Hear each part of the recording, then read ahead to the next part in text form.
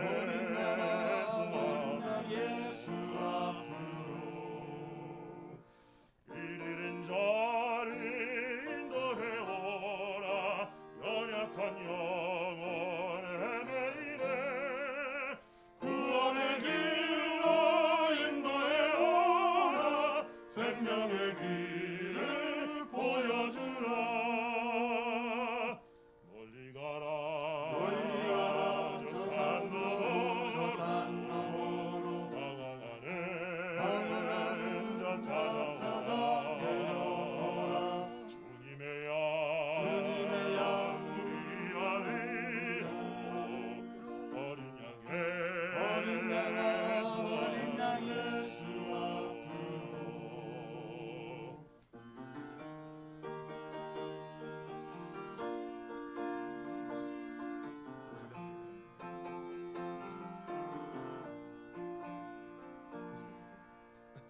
기는 자를 인도해오라 날마다 주님 따르면서 약한 자 돕고 슬픈 자 위로 길 잃은 자를 인도하리 멀리 가라 저 산 너머로 방황하는 자 찾아오라 주님의 양 우리 안으로 어린 양 예수 앞으로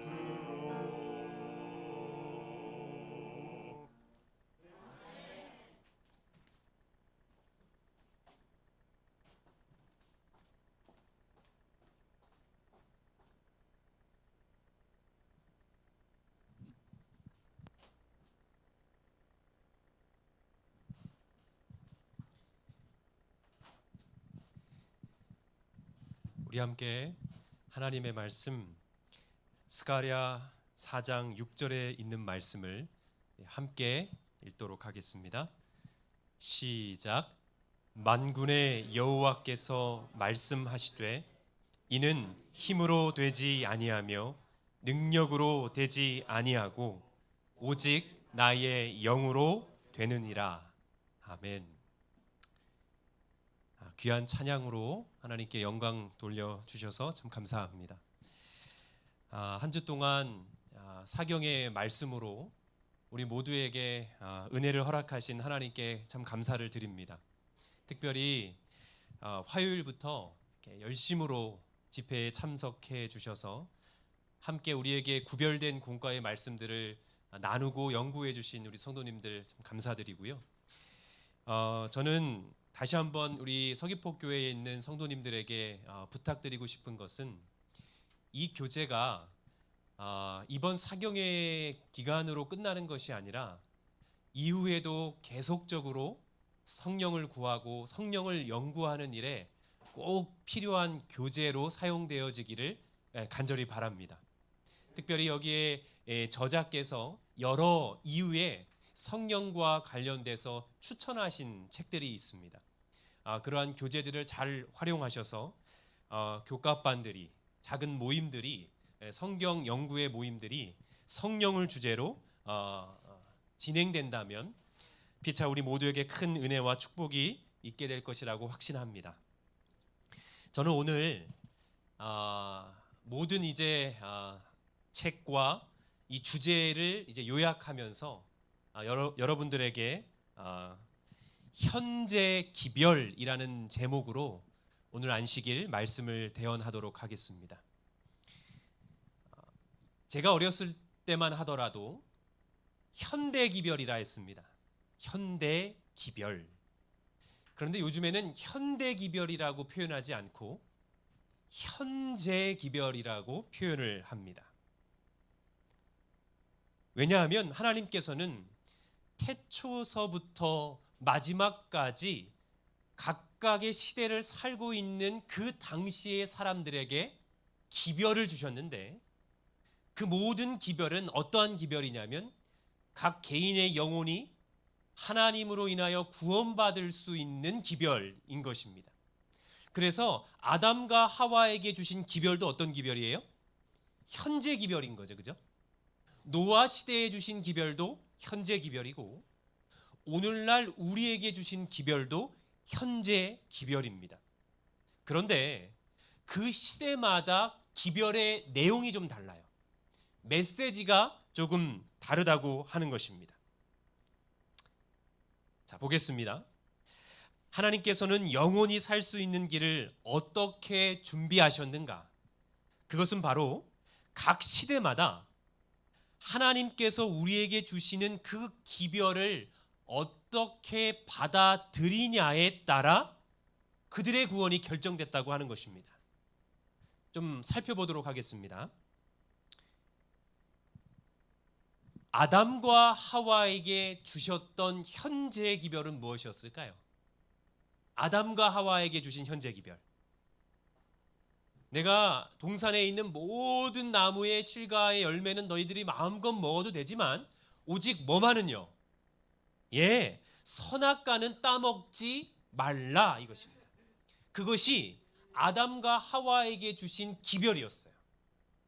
그들이 만약 선악과를 따먹지 아니하였더라면, 하나님의 말씀에 순종하였더라면 그들은 영생하는 기쁨을 누렸을 것입니다. 그런데 그들은 하나님의 그 현재 기별을 받아들이지 못한 채 사단의 미혹에 빠져서 선악과를 따먹게 됐습니다.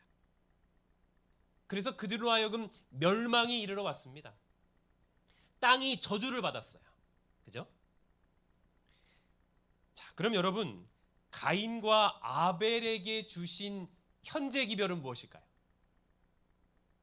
가인과 아벨에게 주신 현재 기별. 맞습니다. 양을 잡아 제사를 드리라는 것입니다. 하나님께서 친히 아담과 하와에게 그 양을 잡아 제사를 드리는 그 의미를 설명하셨고, 아담은 그의 자녀들에게 이 어린 양 되시는 예수 그리스도를 상징하는 제사의 의미를 가르쳤습니다. 아벨은 하나님의 말씀을 따라서 그 현재 기별을 그대로 믿고 순종함으로 하나님께 제사를 드렸습니다. 가인은 어땠습니까? 가인은 하나님의 말씀을 순종하는 것이 아니라 자신의 노력, 자신의 의의를 붙잡았습니다.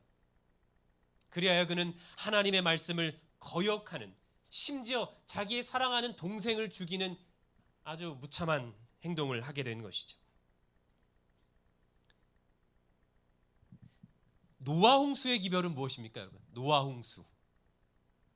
너무 단순한 기별입니다. 어디로 들어가라? 방주 안으로 들어가라 했어요. 방주 안으로 들어가라.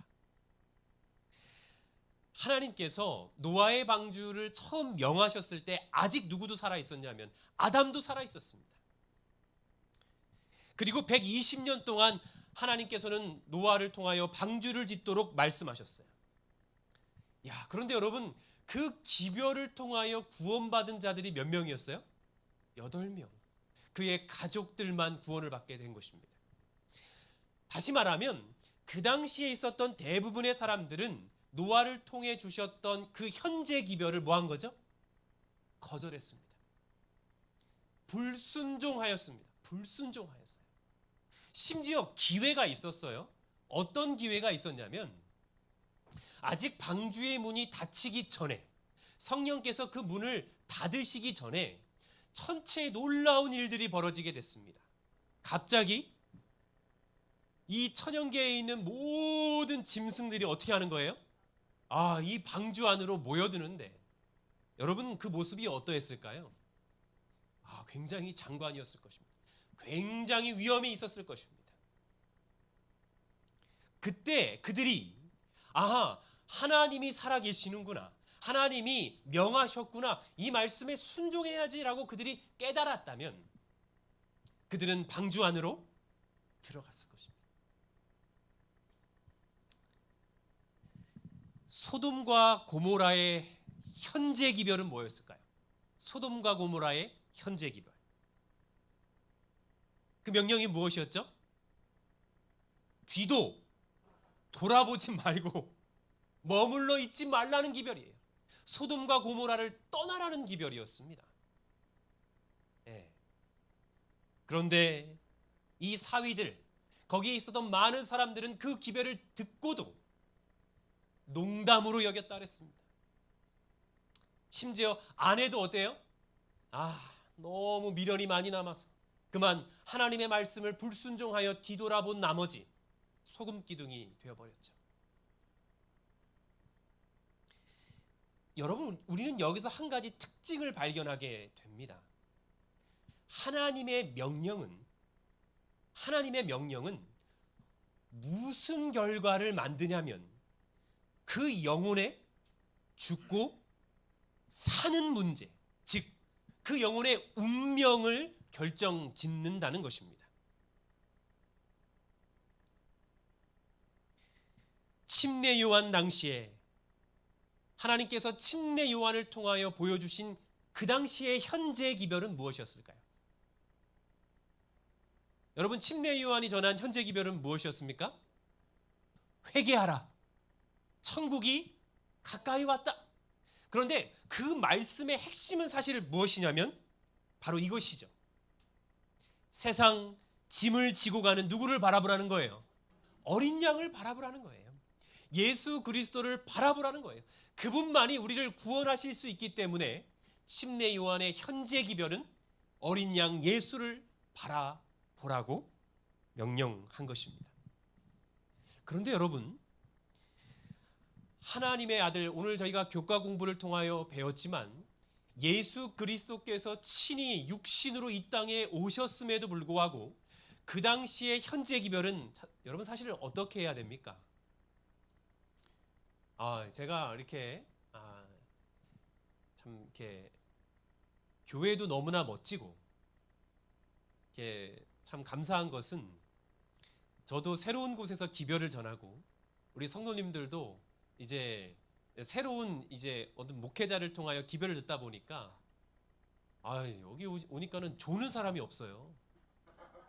어찌나 말씀을 이렇게 잘 듣는지 제가 가서 이제 자랑할 겁니다. 서귀포교회 갔더니 조는 사람도 한 명도 없고 얼마나 말씀을 듣는지. 이 얘기는 뭐예요? 저희 국제교회 성도들에게 뭐라고 얘기하고 싶은 거예요? 졸지 말고 말씀 들으시라고. 이렇게 현수막으로 저를 환영해 주시고, 만약 여러분 우리가 이 땅에 예수님께서 오늘 저녁에 이 서귀포교회로 예수님이 오신다 그러면 여러분 우리는 어떠한 준비하겠습니까? 말도 못할 것입니다.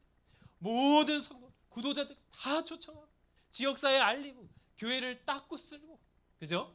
예수님 오실 준비 만반의 준비를 할 것입니다. 그런데 친히 예수님이 오셨던 그 당시의 그 현재 진리, 약속된 메시아가 오셨음에도 불구하고 그들은 하나님께서 허락하신 그 기별에 대한 이해가 없었습니다. 심지어 누구도요, 지도자들도, 제사장들도, 바리새인들과 사두개인들도 오히려 예수님을 시기 질투하여서 뭐 하려고 하는, 죽이려고 하는 일에 혈안이 내어 있었던 것이죠. 예수님께서 명령하셨죠. 마태복음 24장에. 여러분, 이 당시에 예루살렘 멸망당할 때에 그 당시에 있었던 이스라엘 백성들의 현재 기별은 무엇입니까? 단순해요. 항거해라. 죽도록 싸워라? 아니었어요. 뭐였어요? 산으로 도망하라는 것이었어요. 실제로 산으로 도망할 수 있는 기회가 있었어요? 없었어요? 있었습니다.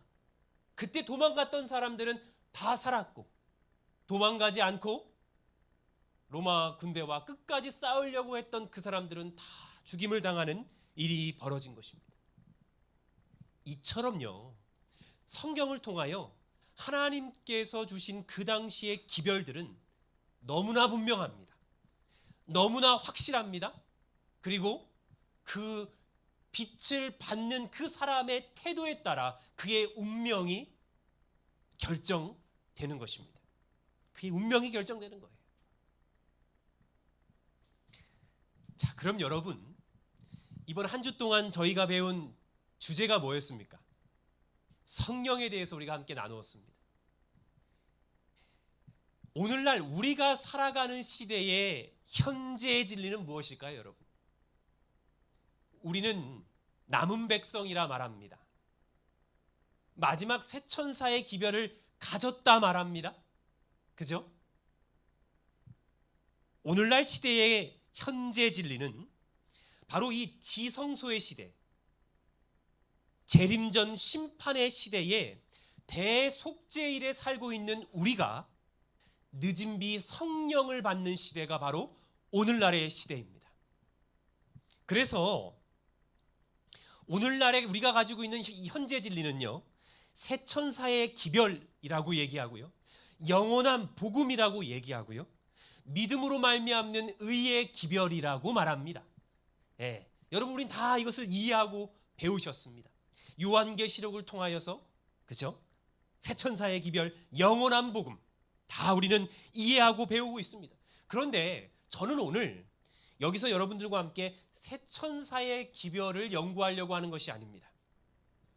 저는 오늘 여러분들과 함께 이 영원한 복음과 믿음으로 말미암는 의의 기별을 연구하고 배우려고 하는 것이 아닙니다.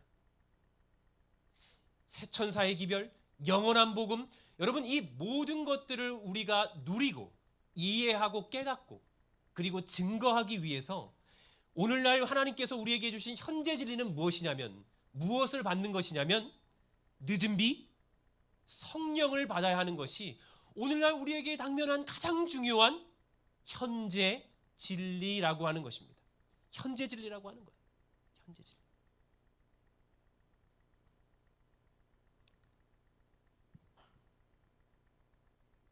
여러분, 예수님께서 이 땅에 오신 목적이 무엇입니까? 예수님께서 이 땅에 오신 목적이 무엇이죠? 궁극적으로는 전 인류를 구원하시기 위하여 이 땅에 오셨습니다. 그런데 예수님께서 이 땅에 오신 가장 명확한 이유는 무엇이냐면 바로 죄의 도말이었습니다. 왜죠? 왜입니까? 죄를 도말하여야, 그죠? 죄를 없이 하여야 사랑하는 그의 백성을 구원하실 수 있기 때문에 그분은 친히 뭐가 되시기 위해 오신 거냐면 죄 그 자체가 되시기 위하여 이 땅에 오신 것입니다. 원래 죄는 누구 거죠? 죄는 사단으로 말미암아 그 죄악을 지은 우리의 것이었죠. 그래서 여러분, 예전에 그 제사의 제도를 좀 보시면 솔로몬의 그 봉헌 성전 제사 때도 그렇고요, 하나님께 제사를 지내면 하늘에서 뭐가 내렸습니까? 불이 내렸어요. 그죠? 그러면 하늘에서 불이 내린 이유는 뭐죠? 그 제물을 사르는 건데, 사실은 그 제물을 사른다는 것이 아니라 뭐를 사르는 거냐면 죄를 사르는 것입니다. 죄를 사르는 거예요. 이해되시죠? 그래서 자신의 죄를 그 제물인 양에게 전가한 자는 사실 누가 불을 맞아야 되는데, 내 자신이 불을 맞아야 되는데 대신 그 제물이 태워짐으로 죄가 사함받은 그 기별이 바로 우리에게 주신 성소제도의 기별인 것입니다. 그래서 마지막 때에 여러분, 이 세상이 어떻게 멸망당하는 거예요? 어떻게 정결해지죠? 불로 정결된 것입니다. 즉 나의 죄가 어린 양 대신 예수 그리스도께 전가된 자들은 불의 심판을 받는 것이 아니라 구원을 받는 것이죠.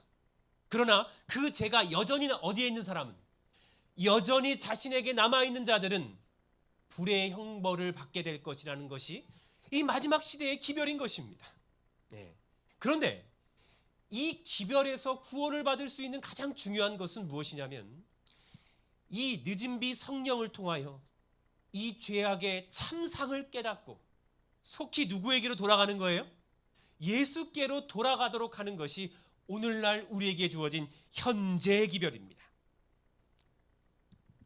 히브리서 9장 26절, 그리하여 그가 세상을 창조한 때부터 자주 고난을 받았어야 할 것이로되 이제 자기를 단번에 제물로 드려, 그 다음 뭐라고 되어 있습니까?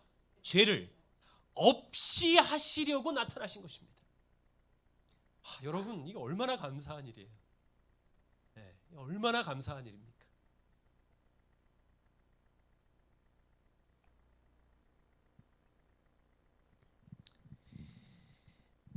저희 아들이 얼마나 이 장난을 많이 치는지 집안에서 축구를 합니다. 축구공을 없앴어요. 그랬더니 인형을 가지고 축구를 합니다. 네, 빌라 4층인데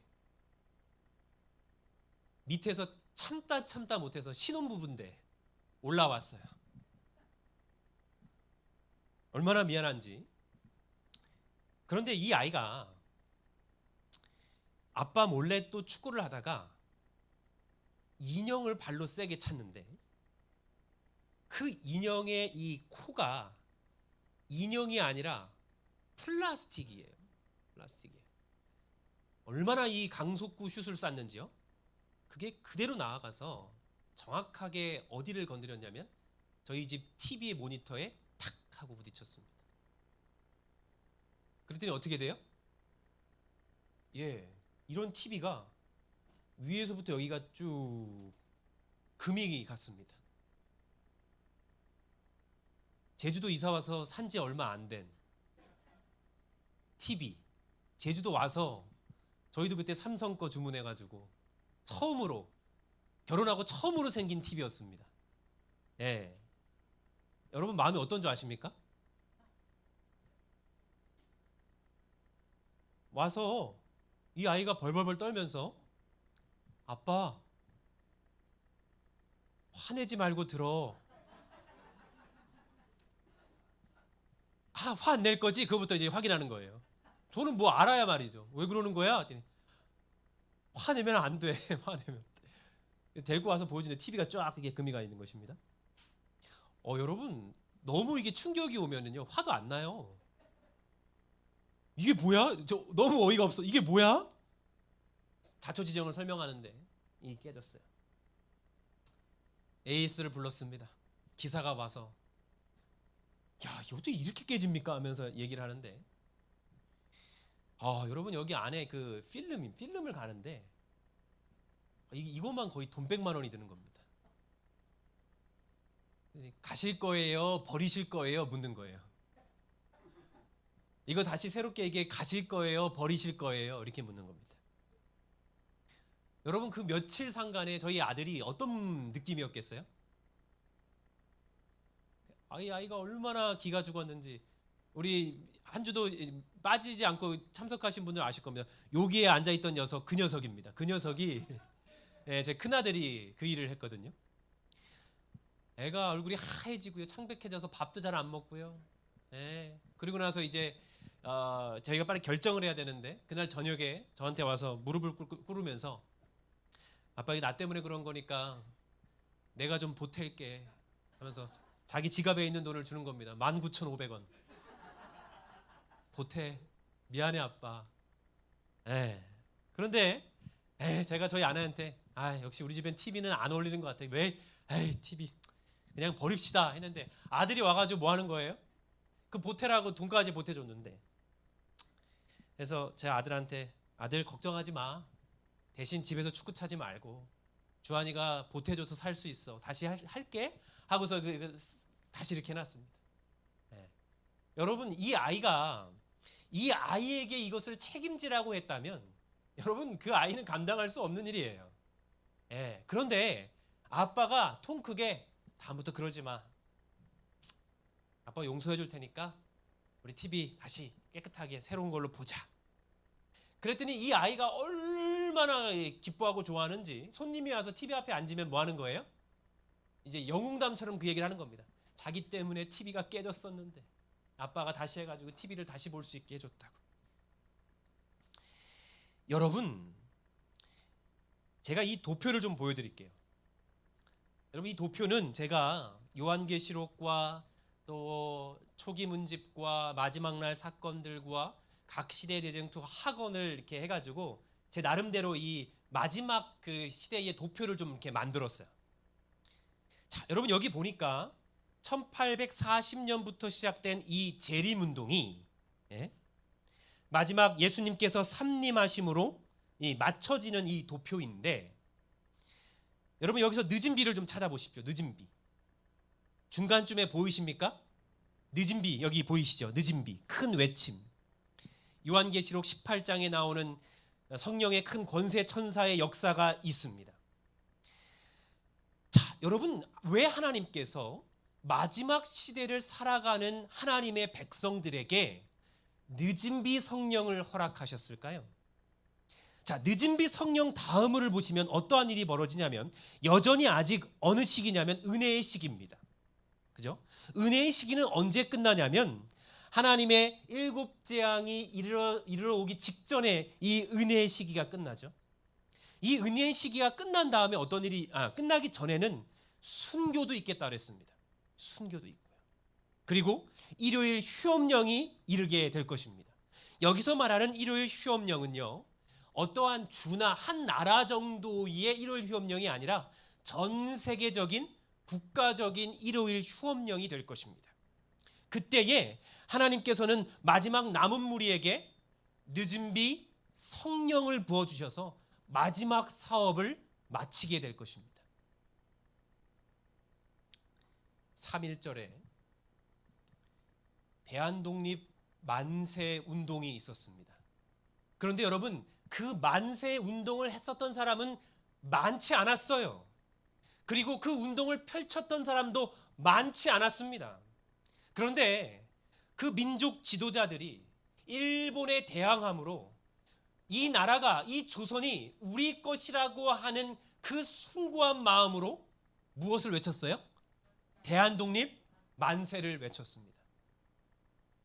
여러분, 그들은 무엇을 각오했어요? 죽기를 각오했고 실제로 대부분 죽었습니다. 그런데 왜 죽음을 각오하고 대한독립 만세를 외쳤어요? 일제치하에서 이렇게 굴욕적으로 살 바에는 차라리 내가 죽음을 택하겠노라. 그리고 그들은 정해진 날짜에, 정해진 시간에 하나같이 뭘 외친 거예요? 대한독립 만세를 외쳤습니다. 여러분, 제7일 안식일 예수 재림교회는요, 이스라엘 백성들과 같이 자신들에게만 구원이 있다고 착각하는 백성들이 아닙니다.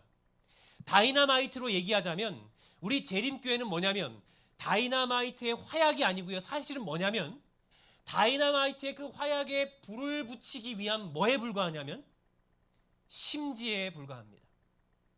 심지에 불과할 거예요. 여러분, 이 재림운동은요, 제7일 안식일 예수재림교회 성도들에 의해서 맞춰지는 게 아닙니다. 대부분 일요일 교인들을 통해서 맞춰지게 될 것입니다.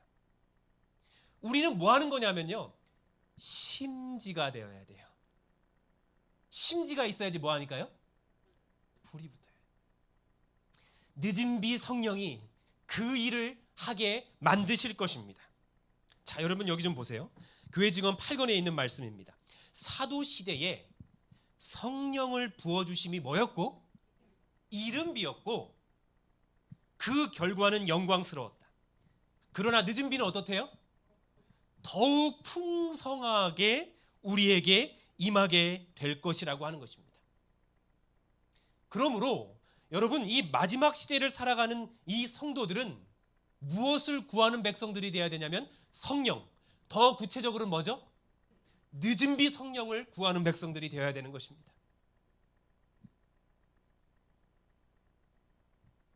자, 그런데 교회 증언 1권에 이렇게 표현하고 있습니다. 셋째 천사의 기별이 큰 소리로 증거되고 큰 능력과 영광이 마지막 사업에 따르게 될 때 하나님의 충성된 백성들은 그 영광에 참여하게 될 것이다. 환난의 때를 통과하도록 그들을 일깨워주고 그들에게 힘을 주는 것이 뭐다? 늦은 비다. 여러분, 이 얘기는 뭐냐면, 여러분 지금 이 마지막 시대에 핍박이 이르러 옵니다. 이때 여러분, 우리가 국회에 끌려가는 일들도 벌어질 것입니다. 그렇죠? 그리고 순교하는 일들도 떠날 것이에요. 이때는 대도시를 떠나라는 명령이 있을 것입니다, 여러분. 네, 대도시를 떠나라. 여러분, 저는 예전에 코로나 바이러스가 한창 심할 때 중국의 어느 지역이 봉쇄령이 내린 적이 있어요. 그 지역이 어디였죠? 우한이에요. 여러분, 우한이 국가에 의해서 봉쇄령이 내렸습니다. 누구도 그 우한 지역을 어떻게 할 수 없어요? 나갈 수 없어요. 나갈 수 없습니다. 여러분, 이것은 하나의 시그널이에요. 예, 대도시를 떠나지 아니하고 하나님의 말씀에 귀 기울여 준비되지 않는 자들은 나중에 뭐예요? 떠나려고 해도 떠나지 못하는 일들이 벌어지게 될 것입니다. 실제로 그런 일이 벌어지게 될 거예요. 자, 그런데 여러분, 참 적절한 시기에 우리가 성령의 주제로 함께 말씀을 나눴는데요. 늦은 비가 지체되는 이유, 바꿔 말하면 다이너마이트의 심지에 불이 붙지 않는 이유를 이렇게 설명해 놨습니다.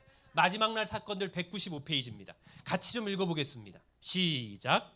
성령께서 부어지실 때 이른 비를 받지 않고 이해하지 못한 자들은 늦은 비의 가치를 알거나 이해하지 못할 것임을 우리는 확신할 수 있다.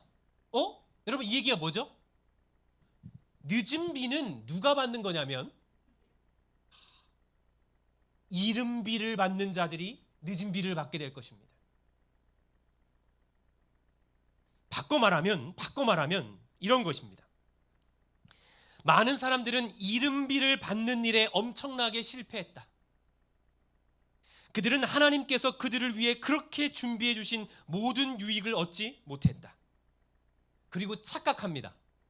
착각해요. 어떤 착각이냐면 늦은 비에 의하여 부족함이 채워질 것으로 뭐한다? 기대한다. 그럼 여러분, 이 기대가 맞다는 거예요? 틀리다는 거예요? 틀리다는 것입니다. 이른 비를 받지 않는 자들은요, 결단코 뭐 할 수 없어요? 늦은 비 받지 못한다는 것입니다. 심지어 뭐라고 되어 있냐면 늦은 비 성령이 부어져도 이른 비를 경험하지 않는 자들은 성령이 오는지 아는지 안다 모른다? 전혀 모른다는 것입니다. 전혀 깨닫지 못하는 거예요.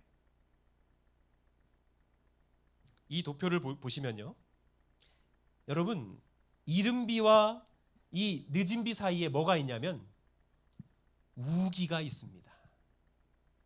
소낙비와 같이 성령은 계속 뭐하고 계시는 거예요? 임하고 내리고 계신다는 것입니다. 성령을 구하는 자에게 주시지 않겠느냐예요. 않겠느냐예요. 제가 어렸을 적에 저희 어머니가 사고를 좀 당하셨어요.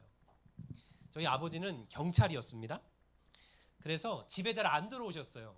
서울에 살았는데 늘 어디에 자주 계셨냐면 데모 현장에 자주 계셨습니다. 데모 현장. 80년대, 90년대쯤 이렇게 데모가, 그래서 이 체류탄 가스 냄새가 참 많이 나던 때였어요. 집에 잘 안 들어오시니까 어머니가 살림 이것저것을 하시는데 이 천장에 뭐를 고치시다가 의자를 저보고 잡고 있으라고 했는데 이 잘못 잡고 있었어요, 제가. 그러다가 어머니가 이제 발을 헛디디셔가지고 이 떨어지셨는데, 그만 떨어지다가 예전에는 요즘 같은 집이 아니라 이 뭡니까, 그 뭐죠? 이게 드르륵 이제 거실과 방도 그렇게 닿는 문이었어요, 저희 집이. 그 문지방에 떨어지시면서 이 무릎을 거기에 콕 하고 찍으셨습니다. 저희 어머니가 막 자지러지게 막 고통을 호소하셨어요. 제가 그때 나이가 6살인가 7살인가 그랬는데 저하고 어머니밖에 없었습니다. 여러분, 이 무릎이 이렇게 살이 푹 패였는데, 처음에 푹 패이니까요 살점이 탁 떨어져 나갔는데, 처음에 그러니까 피도 안 나고요, 하얘요. 여러분, 이해되십니까? 뼈가 보였으니까요.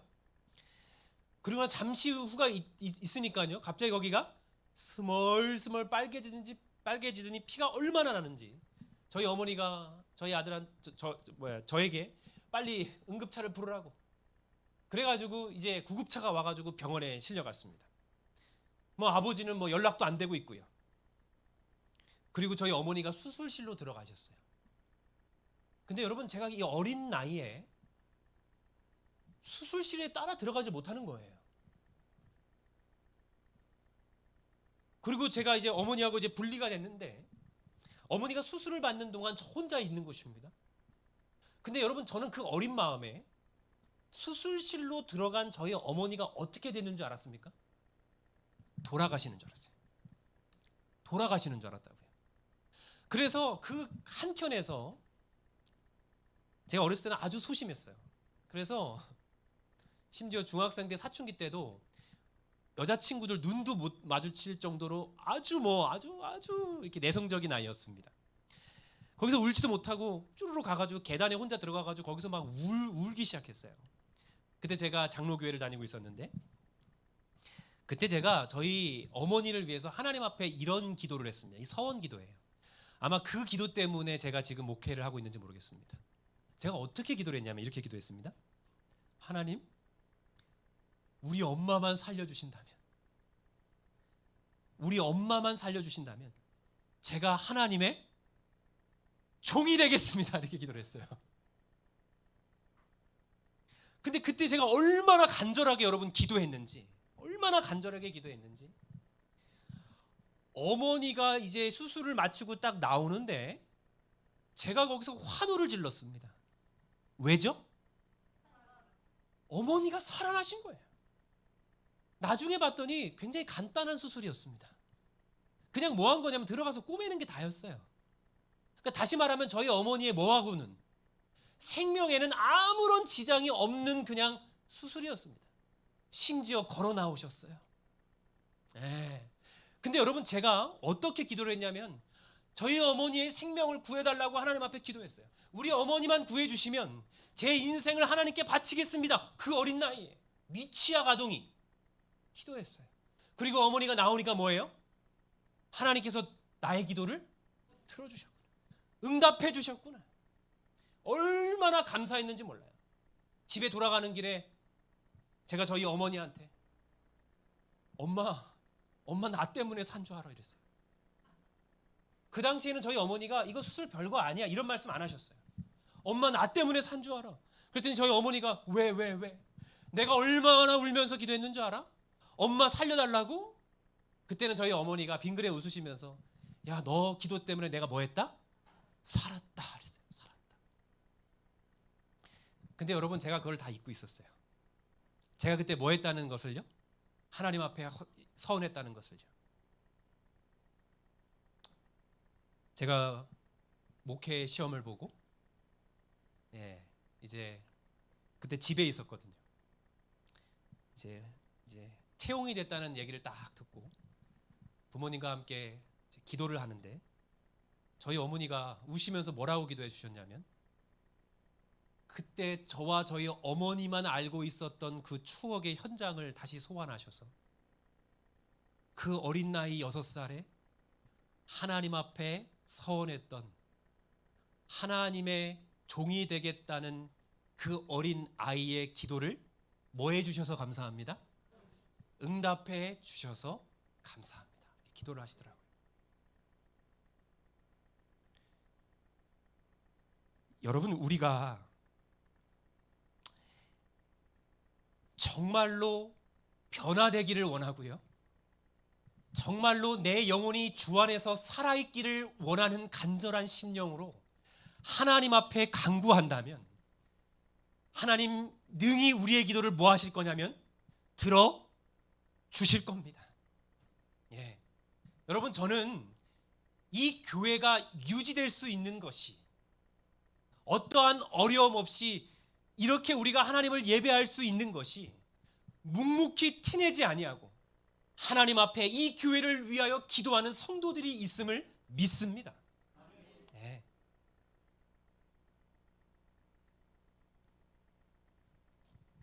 여러분, 지금 이 시간에도 우리 주님은 은혜의 시기를 우리에게 허락하셔서 자신을 믿는 자들의 죄를 도말하시기 위하여 준비하고 계십니다.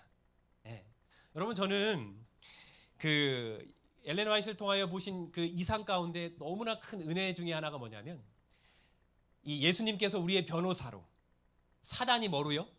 검사로 이게 등장해서 하늘 이제 법정 앞에서 이렇게 하는 그 장면을 볼 때 너무나 큰 감동이 있습니다. 여러분, 사단은 우리를 어떻게 하죠? 고발하고 조소합니다. 구창규 목사였는데 얼마나 나쁜 짓을 했는지 아십니까? 마음에 어떠한 마음을 품었는지 아십니까? 목사 될 자격도 없는 인간이었어요 하면서 낱낱이 사단이 고하는데, 여러분, 예수님께서 어떻게 우리를 변호하신다고 그랬냐면 이렇게 변호하시는 게 아니에요. 그래도 목사였는데 잘했어요. 그래도 열심히 했습니다. 부족함이 있었지만 그래도 설교도 하고요, 복음도 전했지 않습니까? 하나님 한 번만 봐주세요. 여러분, 우리 주님이 이렇게 우리를 변호하신다고요? 아니에요. 예수 그리스도께서 하늘 법정에 하나님 앞에 단 한마디밖에 안 하신다고 그랬습니다. 먼저는 어떻게 하시냐면 그분의 손을 아버지 하나님께 보여드리면서 한마디, 아버지, 이 영혼은 나의 피로 구원한 아들입니다. 아멘. 끝이에요. 법정에서 끝납니다. 구원인 거예요. 여러분, 이러한 구원을 우리에게 주시기 위하여 우리 하나님께서는 지금 뭐를 허락하신 거냐면 은혜의 시기, 늦은 비 성령을 받으라고 우리에게 말씀하고 있는 것입니다. 대쟁투에 보니까요, 이 복음을 전하다가 쫓겨난 수많은 사람들이, 이 walden스인들이 이 알프스 산맥으로 이렇게 올라갔다 그래요. 그리고 거기서 이제 농사도 짓고 하면서 숨어 지내면서 농산물을 가지고 내려와서, 도시에 내려와서 이제 물건을 팔고 농산물을 팔면서 복음을 전했다고 기록하고 있습니다. 근데 여러분, 거기에 나중에는 그 어른들마저도 복음을 전할 그 방법이 차단됐었다고 그래요. 그래서 그 어른들이 산중에서 택한 방법이 있었습니다. 그것은 무엇인지 아십니까? 아이들을 가르치는 것이었습니다. 근데 아이들을 어떻게 가르쳤냐면 아이들을 설교자로 가르쳤습니다. 아이들을 복음 교역자로 가르쳤다 그랬어요. 그 문헌들을 살펴보니까 여러분, 그 당시에 이 도시로 내려가서 복음을 전했던 아이들 중에 가장 어린 아이가 몇 살이었냐면 9살이라 했습니다. 9살. 여기 설교 듣는 친구들 중에 9살 있어요? 9살? 저기 9살. 저 친구가 뭐 한 거예요? 밖에 나가서 복음을 전했다고요. 그래서 그 아이들을 통하여 그 도시에 복음의 부흥이 일어났다고 기록하고 있습니다. 그러니까 여러분, 성령은 어른들만 받는 게 성령이 아니고요, 모든 하나님을 믿는 주의 백성들이 성령을 받아야 하는 것입니다. 우리는 그렇게 가르쳐야 되는 것입니다. 여러분, 우리가 하늘에 가서 하늘 보자, 우리 주님 우편에서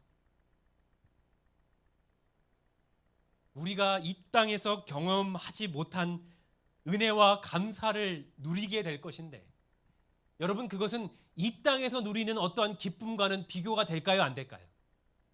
비교가 안 되는 거예요. 비교가 안 돼. 근데 여러분, 설명할 방법이 없어요. 저희 아이들도 천국에 대해서 얘기하면 묻습니다. 아빠, 천국에 축구공이 있을까? 다 뭘로 얘기하는 거예요? 이 땅에 있는 걸로 얘기하는 거예요. 아빠, 나는 아직 어려서 스마트폰도 못 갖고 있는데 나 스마트폰 갖기 전에 예수님 오시면 어떡하지? 뭐 이런 질문을 하는 거예요. 여러분, 이거 어떻게 설명해야 되죠? 그래서 얘기를 해요. 조하나, 너 하늘 가면 구름을 타고 다닐 거야. 그리고 지금 너가 경험하지 못했던 정말 큰 기쁨이 있을 거야. 근데 여러분, 우리가 하늘을 바라보고 하늘을 소망하는 건 참 좋은 일입니다. 그런데 아주 중요한 사실이 하나 있어요. 그것은 무엇이냐면 하나님의 품성을 갖는 일은 무엇일까? 자, 여러분, 우리가 하나님을 만나서 구원받을 때 우리의 품성이 호련히 변화됩니까? 즉, 바꿔 말하면 원래는 나쁜 사람이었어요. 하나님 말씀에 순종 안 하는 사람이었는데 예수님께서 재림하실 때, 우리가 구원받을 때 우리가 호련히 변화된다 그랬잖아요. 우리의 모습이요. 그때 여러분, 우리의 성격도 변화되고 우리의 성향도 변화되는 것입니까? 아니에요. 그 어디에도 그런 기록은 없습니다. 여러분, 우리는 이 땅에서 훈련받은 이 품성 어떻게? 그대로 가지고 하늘나라 갈 것입니다. 그대로 가지고 하늘나라 갈 것이에요. 그러니까 여러분, 품성이 변화되지 않는 사람이, 사촌이 땅을 사면 뭐한 사람이, 배가 아픈 사람이 하늘나라 가면 어떻게 되는 거예요? 여러분, 그것이 어떻게 천국이 돼요? 그 사람에게는 천국도 뭐가 될 수 있냐면 지옥이 될 수 있습니다. 왜요? 갔더니 이 면류관에 자기는 그 별이 하나도 없어. 네? 김시민 목사님 봤더니 별이 어떻게 많은 거예요? 셀 수 없이 많은 거예요, 여러분. 그러면 여러분, 변화되지 않는 품성을 가진 사람이 여러분 그 모습을 보면 어때요? 천국에 가서도 나도 침례 준 것 같은데, 나도 저기 전도회 강사도 하고 나도 성경 가르쳤는데 왜 나는 별이 없지 하면서 뭐 하는 거예요? 고라처럼 누구를요? 모세를 시샘하는 것입니다. 그러므로 여러분, 지금 이 시기는 뭐냐면 성령을 힘입어 죄를 그치고 죄를 이기는 삶이 하나님의 성품과 일치되는 것, 그것이 하나님께서 우리에게 주신 은혜의 시기라고 하는 것입니다. 예. 여러분이 여러분의 성격을 바꿀 수 없습니다. 여러분이 여러분의 죄를 이길 수 없어요. 감당할 수 없어요. 그래서 하나님께서는 우리에게 보혜사 성령을 보내주시면서 걱정하지 말라는 것입니다. 온전히 하나님을 의지하라고 하는 것입니다. 그렇게 될 때 누구 닮은 품성으로 변화시키는 거냐면 예수 그리스도를 닮은 품성으로 변화되는 것입니다, 여러분. 그러므로 우리는 이 땅에서 예수로 살아가는 거예요. 감히요, 감히. 네. 여러분, 이런 표현 들으면 얼마나 좋겠습니까? 네. 저희 아들이 저한테 얼마나 잔소리를 하는지. 야, 잔소리 좀 하지 마. 그럼 뭐라고 하는 줄 아십니까? 엄마 닮아서 그래? 엄마 잔소리 하기 때문에. 자기도 뭐라는 거예요? 엄마 닮았으니까 당연히 잔소리 하지. 네. 여러분, 저는 이제 세상에서 김치찌개를 제일 좋아해요. 어렸을 때 제가 재림신앙 하지 않을 때는 어머니가 그 돼지고기를 넣어가지고 김치찌개를 끓여주셨는데 그게 그때는 맛있었습니다. 예, 지금은 뭐 고기도 안 먹지만은. 근데 이제 어머니가 이제 그 재림신자가 되고 나서는 참치로 바꿔주셨어요. 얼마 안 있다가는 거기다가 왜 그걸 넣으시는지 콩고기 같은 거를 넣으셨어요. 그러면서 그냥 익숙해졌습니다. 김치찌개를 너무 좋아해요. 근데 여러분, 왜 저희 아이들도 김치찌개를 제일 좋아하죠? 누구 닮아서 그래요? 아빠 닮아서 그런 거예요. 저는 심지어 어느 정도냐면 저희 아내는 김치찌개 안 좋아하거든요. 김치찌개 안 좋아해요. 저희 아내는 청국장, 된장찌개 이런 거 좋아합니다. 예. 저 김치찌개 먹고 싶으면 어떻게 해야 되죠?